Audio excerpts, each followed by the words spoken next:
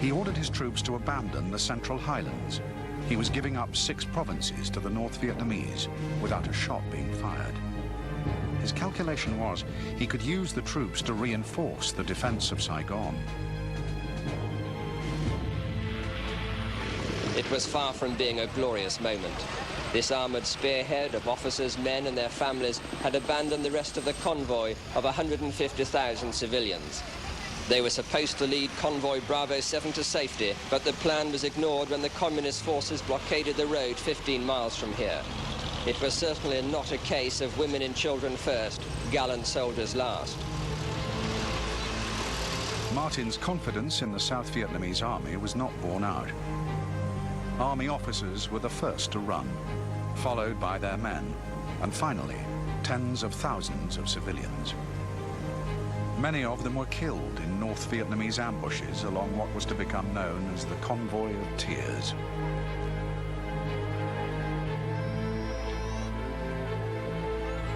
Thieu's gamble to abandon the Central Highlands had taken his allies completely by surprise. Ils ont pris la décision, M. Thieu a pris la décision, sans en informer les Américains au préalable. Et c'est moi, bizarrement, qui ai informé l'ambassadeur des États-Unis de cette décision que M. Thieu m'avait raconté le plus naturellement du monde. Il m'a raconté, il m'a dit voilà, nous allons évacuer.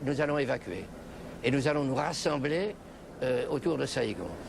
Et alors il se trouve que quelques heures après, j'ai rencontré M. Martin par hasard. Enfin, et je lui ai dit à propos, donc vous savez, les sudistes enfin, sont en train d'évacuer les plateaux.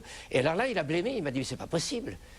Je lui ai dit écoutez, c'est ce que m'a dit le président, maintenant vous êtes a priori mieux informé que moi du mouvement de l'armée vietnamienne. Il ne le savait pas.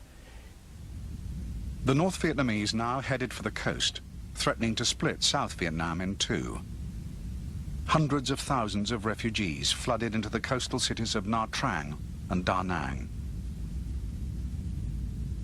And at that time, I still remember that all the schools had to be opened up for the refugee to come.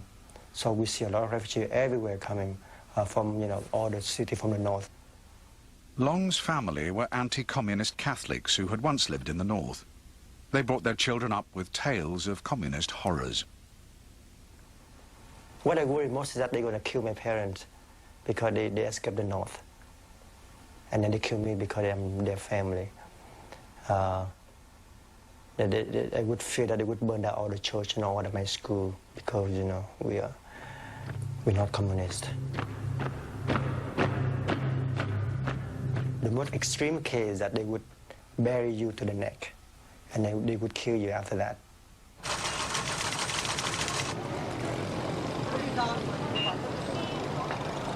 The rumors of communist reprisals spread through Da Nang, South Vietnam's second largest city. With the North Vietnamese now poised to take Da Nang, its frightened citizens became desperate to get out.